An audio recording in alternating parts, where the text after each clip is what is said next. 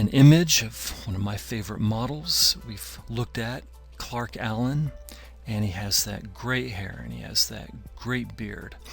And I'm giving a sense of emphasis and giving a sense of depth with those edges. And so I want the eye to look here. This is where the contrast is.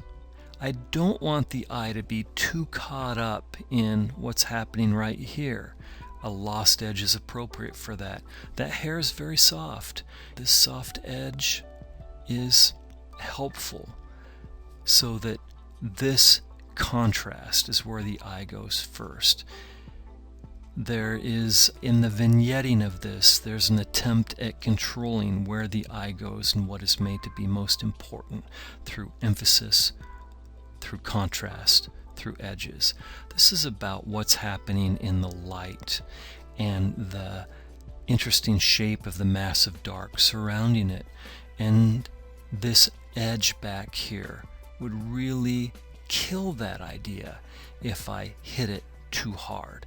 In fact, losing it completely seemed to serve the artistic purpose of this drawing.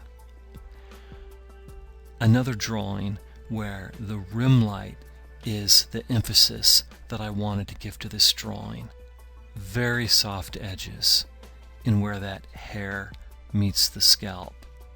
Very soft edges to give a sense of luminosity to a soft surface like hair has. But then some of the crisper edges come in here where they really existed and where we need the eye to look. Same idea here.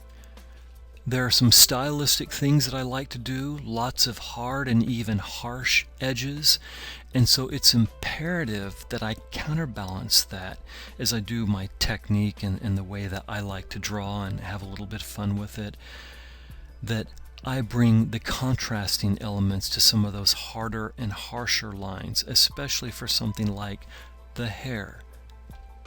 The control of the softness of the hair to complement the things that are happening in other areas.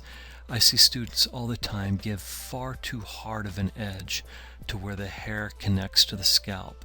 It's very rare, that happens in toupees and in bad hair transplants. We recognize those as being false, fake, and artificial instantly. Why?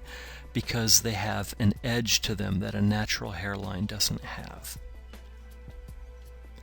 And for a quick sketch scenario where you have to do so much in so little a time, look at how edges can really save you in getting the quick read.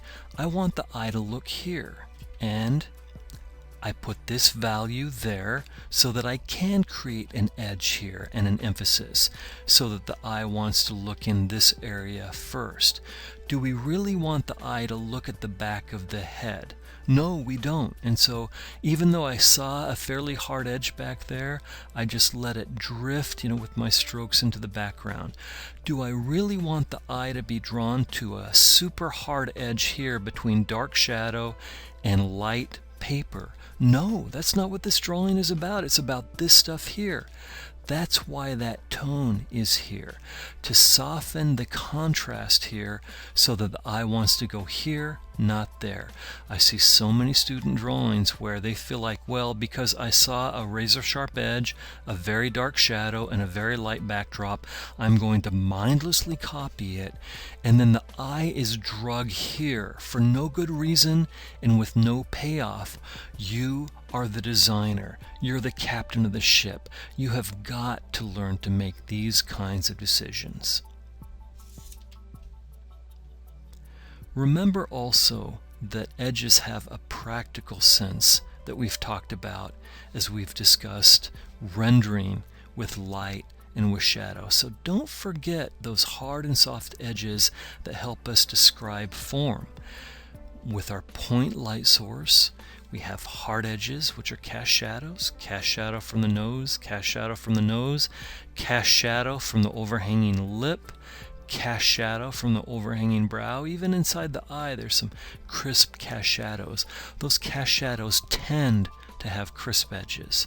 But a softly turning form is in here, soft edge, softly turning form here, soft edge. And so you see it again here, softly turning edge. And so those kinds of hard and soft edges really help you describe form and let you render something as complex and difficult as an eye with a degree of nuance and subtlety.